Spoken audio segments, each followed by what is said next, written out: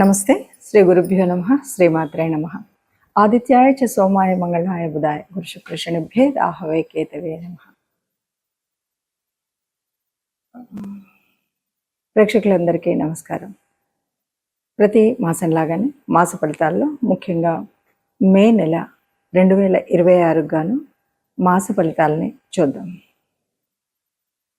ఈ మాస ఫలితాల్లో అసలు ముందుగా గ్రహస్థితి ఎలా ఉంది, మే నెలకు ఉండేటువంటి ప్రత్యేకత ఏంటి అని ఆలోచిస్తే కనుక, మే నెలలో ముఖ్యంగా మే నెల ఎప్పుడు ప్రారంభమవుతుంది అంటే, ఈసారి వైశాఖ పౌర్ణమి నుండి జ్యేష్ఠ పౌర్ణమి మధ్యలో ఉండేటువంటి కాలం మే నెలగా వస్తుంది.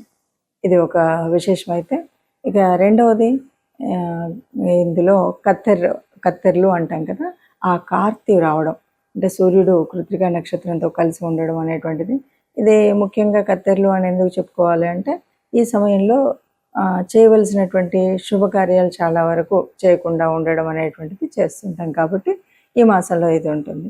అంతేకాకుండా మనకు ముఖ్యమైనటువంటిది హనుమత్ జయంతి, అంటే 2 సార్లు చేస్తూ ఉంటారు. ఏప్రిల్ మాసంలో చేసేటువంటిది అయితే మనకి విజయయాత్ర కింద, మే మాసంలో వచ్చేటువంటి అది హనుమత్ జయంతి కింద మనం చెప్పుకుంటూ ఉంటాం. సో ఈ ప్రత్యేకలతో మొదలయ్యేటువంటి ఈ మాసంలో మరి గ్రహస్థితి ఎలా ఉందో చూద్దాం. గ్రహస్థితి ముఖ్యంగా పెద్ద గ్రహాలు ఎలాగో అదే స్థితిలో ఉన్నాయి, కానీ మారేటువంటి గ్రహాలు కనుక మనం చూసినట్లయితే కుజుడు మనకి మారుతున్నటువంటి సమయం 11వ తారీఖు కుజుడు మారుతాడు. ఇక రవి బుధులిద్దరూ కూడా మనకి 15వ తారీఖు మార్పు కనబడుతుంది. అంటే మేషము నుండి మనకి వృషభంలోకి వెళ్ళేటువంటి స్థితి కనబడుతుంది. ఇక శుక్రుడు దాదాపు 20వ తారీఖు నుండి ఇక్కడే ఉన్నటువంటి శుక్రుడు తదుపరి మనకి చెప్పాలి అంటే 7వ తారీఖు శుక్రుడు మారిపోతాడు. ఇది మనకి కనిపించేటువంటి గ్రహాల్లో ఉండేటువంటి మార్పు. మిగతా గ్రహాలు ఎలాగో చాలా శుక్రుడు, శని, పెద్ద గ్రహం కేతువు, రాహు, వీళ్ళల్లో ఏ మార్పు అయితే లేదు, గురువు. సరే, ఇలా ఉన్నటువంటి పరిస్థితుల్లో మరి ఒక్కొక్క రాశికి 12 రాశులకు ఫలితం ఎలా ఉంటుంది అంటే చిన్న చిన్న మార్పులే ఉన్నప్పటికీ, నిన్న మొన్ననే మనకి గ్రహ కూటమి ఇలాంటివి మార్పులు జరిగినప్పటికీ ఏ మాసానికి ఆ మాసానికి మనం చూసుకుంటూ ఉన్నటువంటి పరిస్థితులలో ఈ మాసంలో వచ్చేటువంటి అంటే ఒక విద్య కానీ, వివాహంలో కానీ, లేదు పెట్టుబడులు పెట్టేటువంటి విషయంలో కానీ ఎలాంటి మార్పులు ఉంటాయి, మనం ఏం చేస్తే, ఏ గ్రహ అనుగ్రహం పొందితే, ఏ దైవానుగ్రహం పొందితే మనకి ఏ కష్టం లేకుండా ఉంటుందో చూద్దాం. తదుపరి రాశి కర్కాటక రాశి వారికి ఎలా ఉంటుంది చెప్పాలి అంటే, కర్కాటక రాశి వారికి గ్రహచారం అనేటువంటిది చాలా బలంగా ఉంది అని చెప్పొచ్చు. ఈ సమయం సంకల్ప బలం ఉంటే గనక మీకు అంటే ఏదైనా సరే నేను ఈ పని చేస్తాను అనేటువంటి మీకు సంకల్ప బలం ఉంటే గట్టిగా అన్ని పనులు తీరేటువంటి అవకాశం. ఇప్పటి వరకు మనం చేయాలనుకున్నవి చేయలేనప్పుడు, ఇప్పటి వరకు మనం చదవాలనుకున్న దాంట్లో సీట్ రానప్పుడు, ఇప్పటి వరకు మనం ఏదో కొందాం అనుకున్నాం, ఏదో చేద్దాం అనుకున్నాం, ఇవన్నీ కూడా పెండింగ్లో ఉన్నటువంటి పని ఉంటే గట్టిగా ఏది ఏమైనా నేను చేయగలుగుతాను గట్టి సంకల్ప బలం ఉంటే మాత్రం తప్పనిసరిగా ఈ మాసంలో మీరు ఆ పనిని ప్రారంభం చేయగలుగుతారు. ఆ పనిలో పురోగతి తప్పకుండా లభిస్తుంది. ఇక ఇంట్లో బయట ఎప్పుడు కూడా సహకారం అనేది ఇంట్లో ముందు దొరకాలి. అలాగే మనం చేస్తున్న పనికి చుట్టూ ఉన్నటువంటి మిత్రులు, సమాజం సహకారం దొరకాలి. ఇప్పుడు ఈ కర్కాటక రాశి వారికి మే నెలంతా మొదటి పక్షంలోనూ రెండో పక్షంలోనూ కూడా చక్కటి సహకారం లభించేటువంటి సమయం అన్నమాట.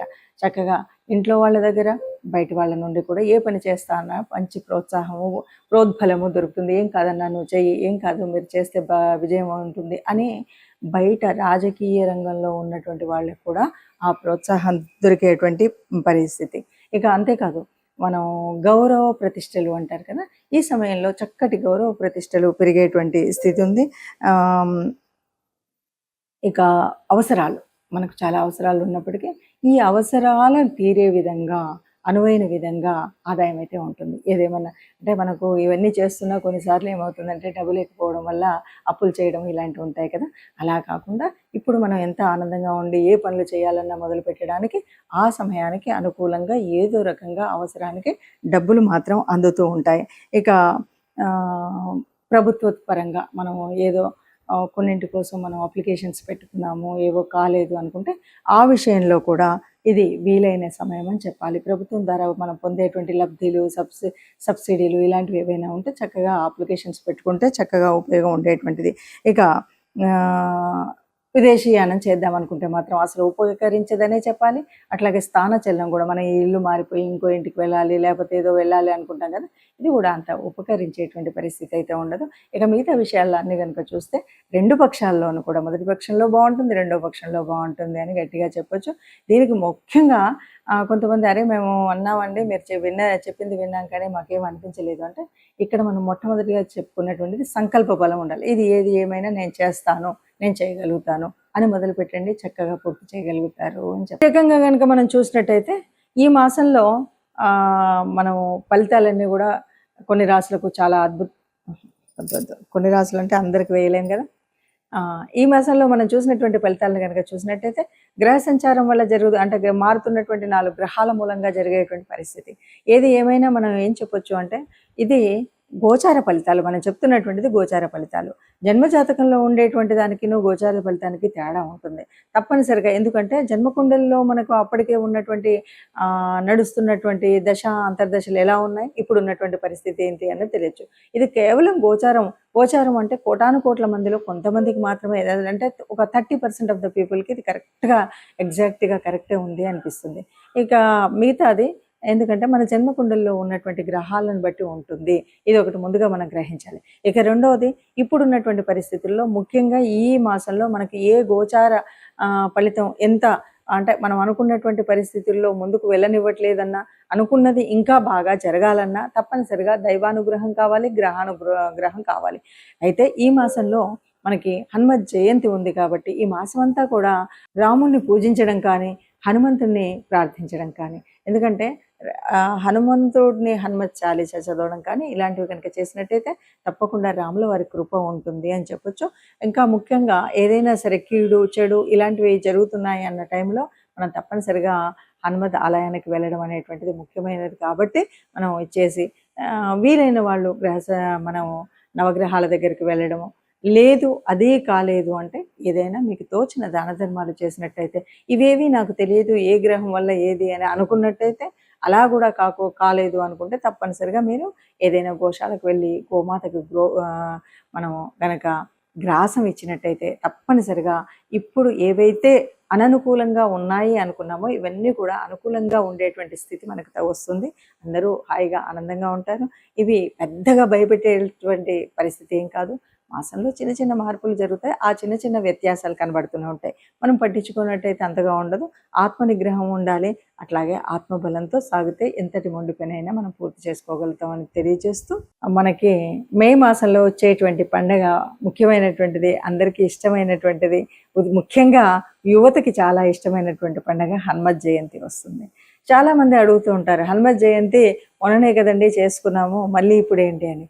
ఇక్కడ మనకు కనిపించేటువంటిది ఏంటి అంటే, ఒక ఉత్సవం మొట్టమొదటిగా వచ్చేటువంటి దాన్ని హనుమత్ విజయ యాత్రగా చెప్పుకుంటాం. రెండవది హనుమత్ జయంతి. హనుమంతుడు పుట్టడము అంటే ఈ లోకాలన్నింటినీ కాపాడడం అనే చెప్పాలి.